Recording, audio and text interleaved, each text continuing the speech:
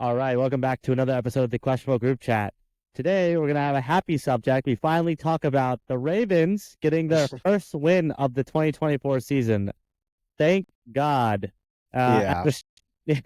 After starting 0-2, first loss to the Chiefs in a heartbreaking fashion, then losing to the Raiders by choking the lead away.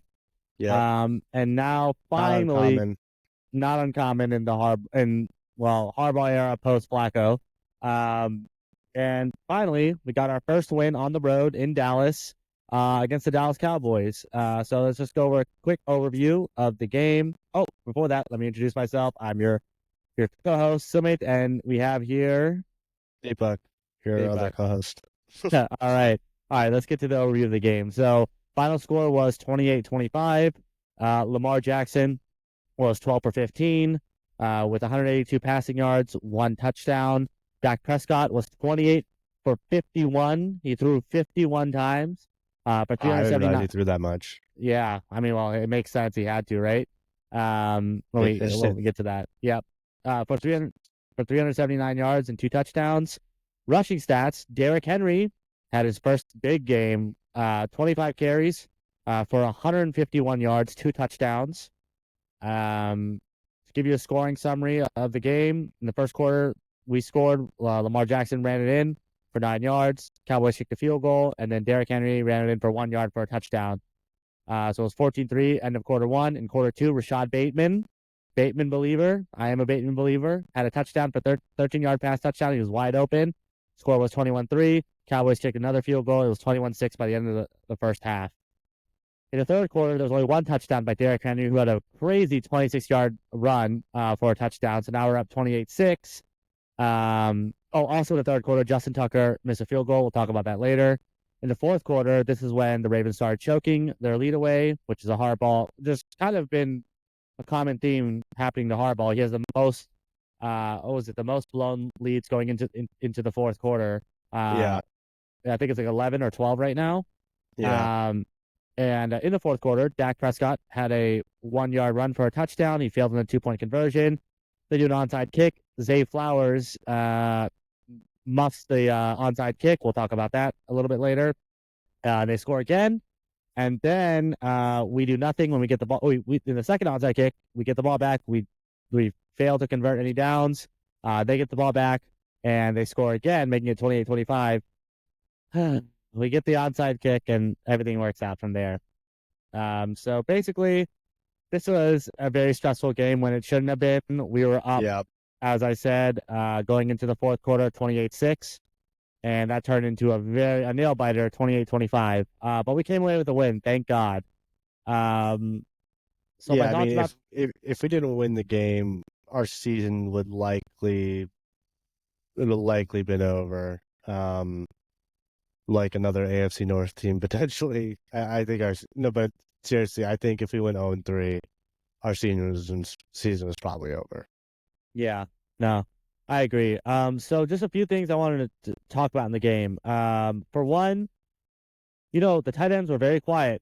Mark Andrews has been quiet all season long, and Isaiah Likely also was very quiet during this game. I mean, he had like 1 catch for 3 or 4 yards. Yep. To be fair, Lamar only threw the ball 15 times. Right. So there's not much opportunity to really, catch some balls. But in terms of receiving, Nelson Aguilar had 1 catch for 56 yards where he broke that tackle. Huge play. Charlie Kohler had 1 catch for 30 yards. Huge play as well. Yep. Rashad Bateman had 3 catches for 28 yards total and 1 touchdown. Zay Flowers had also 3 catches for 20 yards. Yep. And Isaiah Likely had 1 catch for 4 yards. Likely and Andrews did do a lot of great blocking, run blocking. Yeah. During the game. And one thing, obviously, the passing game wasn't the story. The story was the running game. Yeah. One thing that they did do was they ran out of I formation a lot. There wasn't a lot of running out of the shotgun formation with Derrick Henry. Now, I don't really know why. I don't know if it doesn't really make sense to me why he would be successful or more successful in one formation versus the other, because I don't really see what the difference is. I guess he gets more of a head of steam once he gets the ball.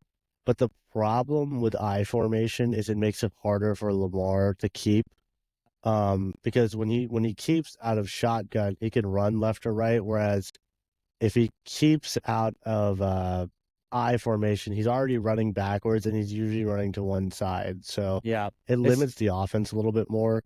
Yeah.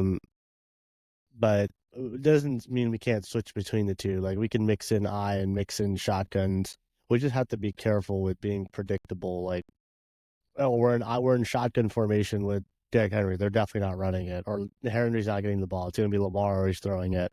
Or we're in I formation. Henry's definitely getting the ball. Like we have to. Monken he has a lot of work to do to figure out the balance between using I formation and shotgun.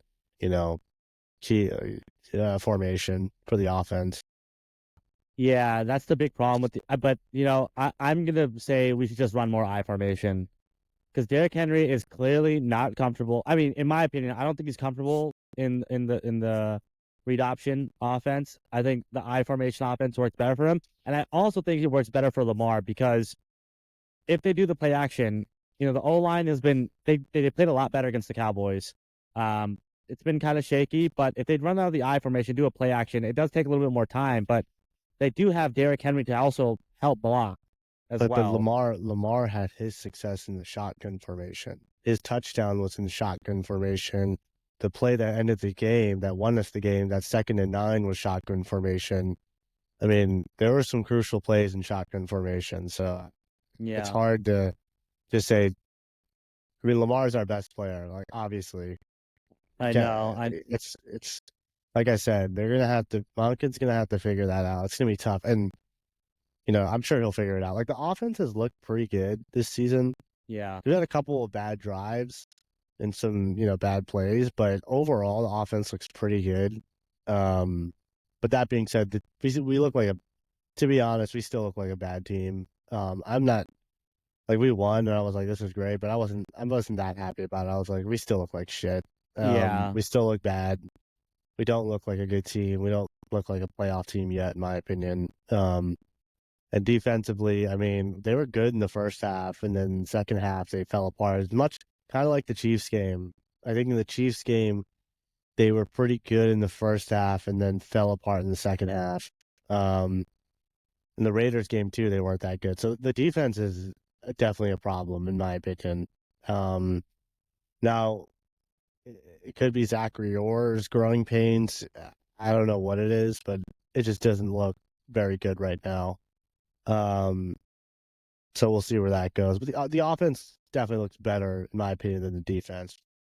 Yeah, no, that's a good point. And I was gonna say, to transition to the defense side, you're right. There are some growing pains, but I will say this: in last year, Mike McDonald when he was a defensive coordinator, our first what's it like? Our first 3 games. Well, I'm looking at it right now. We only gave up 9 points the first game, but the second and third game we gave up 24 and 22 against the To Bengals. who? The Bengals and the Colts. Colts one was bad. The Bengals are a good team. I mean, Yeah. Colts. You know what? That was, yeah, that time we lost that game because of the offense, I believe. Gardner Minshew again. Like Gardner Minshew owns us apparently. Yeah. Yeah. I don't know what it is, but Yeah. I will. Yeah. Go ahead. Well, I was gonna say, well, the only real problem on offense, like sometimes two problems. One, penalties. Offensive line penalties are killing us. Yeah. Killing drives. Several of our drives, that ended in a punt against the Cowboys was because of like a holding penalty or something set us back and made it hard to get a first down. Like that's why the drive got killed. So that's killing us offensively. That's one bad spot in offense. Second bad spot is the offensive line. I'm still not. They played good against Dallas, but we didn't throw the ball that much. So I'm still very concerned about the offensive line, especially going into this week because Voorhees looks like he's going to be out. Linderbaum might be too. He's questionable. Oh, I didn't realize that. That's a problem. That's a huge problem. That's a way worse problem than Voorhees. Yeah. Especially against the Bills. Bills have pretty good defense, so this is going to be a really like I don't expect. I'm not going to lie. I think it would be. If I was going to bet on it, I'd bet on the Bills. Wow. Even though Oh. I don't like the way the Bills look really good right now. So in they do look really good. In your prediction, I think you had us losing to the Bills in our season predictions, and I had us winning. Yeah. So hopefully I'm right. But Right. they do look really good. But what was I gonna say? Shoot. Oh, speaking of being unhappy, I was also unhappy about this. Like after the game, Lamar was also very unhappy. And he Yeah. showed that when Marlo went on his typical Instagram live win on the plane back to Baltimore, and he decided to record Lamar, and Lamar was not really having it. Yeah.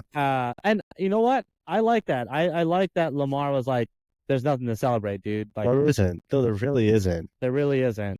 Like, Yeah. well, we're 1-2, and we could have lost that game. Barely won. Like Barely there's won. really nothing to celebrate. Nothing to celebrate. And so I was actually watching an interesting thing by Warren Sharp, Warren Sharp Football on Twitter, and they were talking about how a lot of the offenses today and quarterbacks, they struggle against the blitz. And it's because for some reason the play calling, a big part of it is for some reason the play calling when they're blitzing is to play it safe.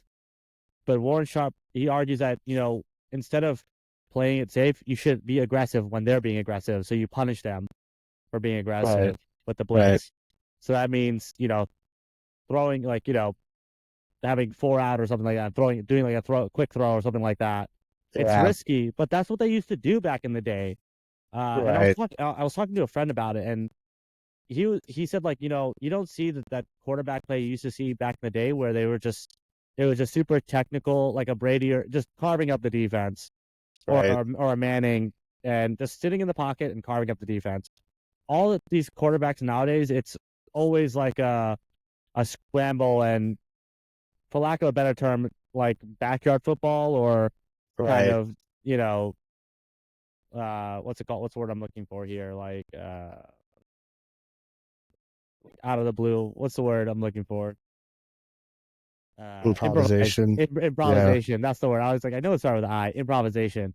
Right. And I mean, that's what Mahomes is known for. He's known for like throwing it across the body and making crazy circus throws. Aaron Rodgers did that a lot too. Yeah. Yeah, that's kind of the game now. I mean, a lot of defenses play high low, like cover shell too. Like they put more, you know, defensive backs out there than they did before because it's become such a passing league. Yep. So that, I mean, it's just it's so much. You have such an advantage if your quarterback can run around and buy time for receivers to get open. I mean, Yeah. that's the name of the game now. Unfortunately, with the aggressive, I mean, like it still happens sometimes, but I just don't think we have the receivers to do that. The personnel to do that. I Hey, mean, Rashad Bateman, like, Rashad Bateman got a touchdown this game. yeah, but he kind of cost us the Raiders game a little bit. I mean, that interception was solely because of his fuck up. So Yeah, that's true. it's not like the Raiders are like a great. They're honestly they got actually the thing that hurts the most is that the Raiders got their ass kicked by the slow, terrible Panthers this past weekend. This is a team that we lost to. Come on, the Panthers. They're just such a bad team. Like it's unacceptable. So that's why I say we're still a bad team. I just don't have a lot of faith right now. I mean, it can be restored. We beat the Bills. I'll have a lot more faith in this team. But we'll see how that goes. Now, I know I said earlier if we went 0-3, our season's probably over. And now if we lose this game, we'll be 1-3. But the thing is, this is a game I kind of expected us to lose it's the games that I think we should win is where I'm like, okay, if we just win those games, we'll be in the playoffs. Yeah. So we'll see. So far, and this happened last year too. We lost to the Colts to Gardner Minshew. We lost a game we should have won. Yep. The Steelers too. We lost another game we should have won. The first time, not the second. The second time was backups. The first time when all the receivers dropped every single dime that Lamar threw to them. So we lost two games kind of early in the season where games we should have won, and that could happen again. But hopefully it doesn't. Whereas the Bengals, they've lost games. They've really like 2 games already that they should have won against the Patriots, who are horrible, and against Washington, who's actually maybe not horrible. Actually, Washington might be a decent team this year. Yeah. And they lost to the Chiefs, and that's, losing to the Chiefs is what it is. So they're kind of. They have the Panthers this week, and if they lose to obviously if they go 0-4, then I think their season's already over. But if they lose to the Panthers, it's really they have a pretty easy schedule. They have a way easier schedule than we do. Also, the Steelers are 3-0. That's what I'm saying. They would have to beat the Steelers twice, and we'd have to beat the Steelers twice. Yeah, that's a good point. Yeah. Anyways, enough about that. This is I think that pretty much wraps up, this post game analysis. In summation, defense needs to tighten up on these damn fourth quarters. Offense just get the penalties need to come down. Penalties. If the penalties come down, it'll fix. We'll be back on track. That's the big thing. Right. You have penalties and a shitty O line or weak O line. One of them we can deal with. Both of them is a problem. Right. But hopefully we'll get some good news on Sunday and we beat the Bills. But until next time, this is Sumit and Deepak signing off. Thank you for listening. See you next week.